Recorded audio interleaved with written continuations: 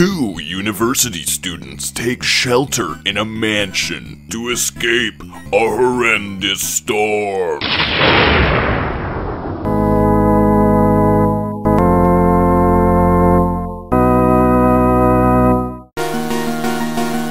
Rick Taylor. We just came here to get out of the storm. Jennifer Willis.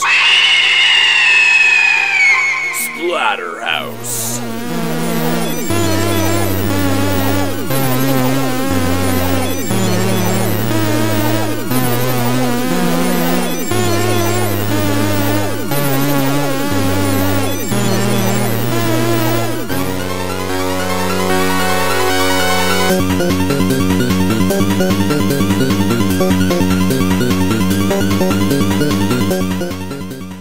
Alright, so Splatterhouse on the PC Engine is hands down my favorite port of any arcade game on the Japanese console.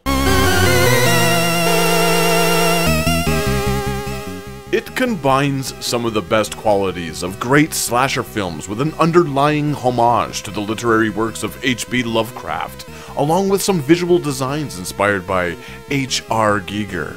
It's simply a beautiful bundle of awesome, filled to the brim with buckets of blood and gore. It knows exactly what it is, a competently crafted homage to filthy, fun films. It's The Evil Dead 2.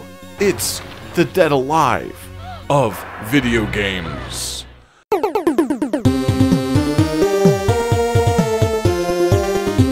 Splatterhouse is a meaty, visceral romp starring a lumbering brute masquerading around a mansion in a Jason Voorhees mask. Similarly to those fun 80s cinema classics, Splatterhouse is just really easy to enjoy. I still remember being drawn to the cabinet as a kid at the arcade due to its colorful graphics and its well-animated character sprites. The environments are wonderfully detailed with tons of chunky, vibrant backgrounds and interesting enemy designs. There's also a lot of variety across the 7 playable stages, as well as a few branching paths to keep things interesting for repeated playthroughs.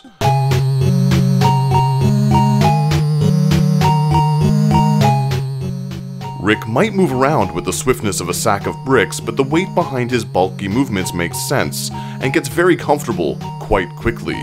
He's fairly restricted with a limited attack range and speed, but it's all in service of the level design, similarly to the Belmont family's movements in the majority of the classic Castlevania titles. Sure, it takes a few moments to adjust to the limitations, but ultimately, the pace complements the style and nature of the game. Swinging the machete, for instance, is slow, but the force behind it is so deliberately heavy that it never stops feeling great to land a hit on one of the game's many enemies. It's called Splatterhouse for a reason, and boy, does it deliver.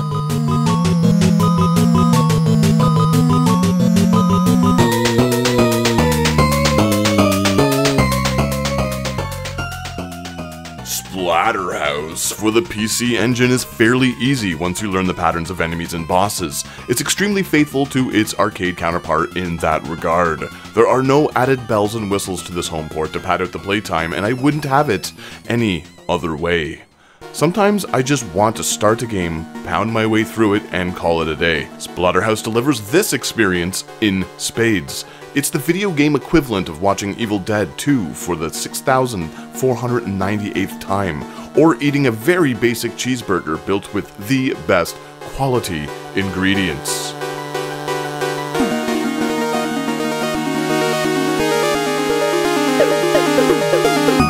Unfortunately, us in the West with TurboGrafx machines received an inferior slab of meat in our Splatterhouse home port.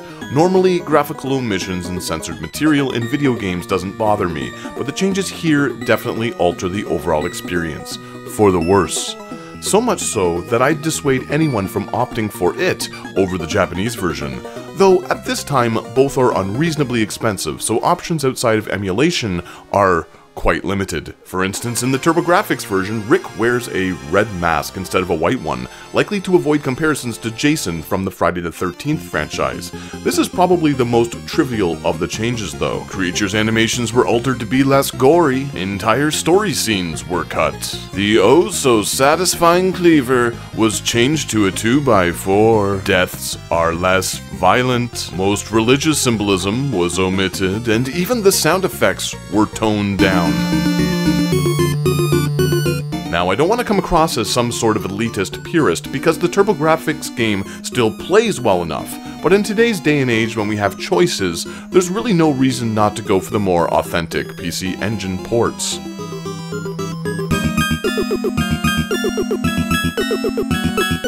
Katsuro Tajima and Yoshinori Kawamoto's soundtrack is haunting, heavy, loud, and an almost arcade-perfect conversion. NEC's sound chip was one of the best at the time, and it really shines here.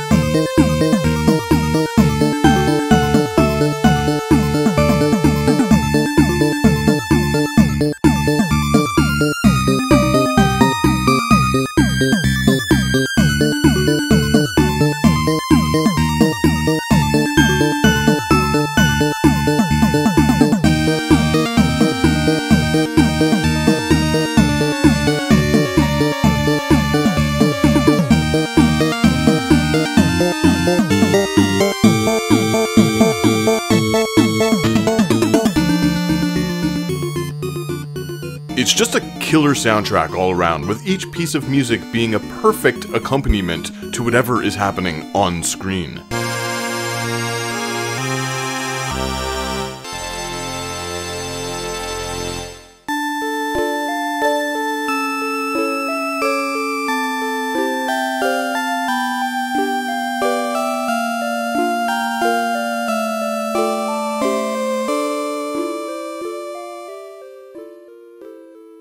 Overall, I'd say Splatterhouse is a perfect game. I frequently replay it just for the sake of having some good old demon-smashing fun.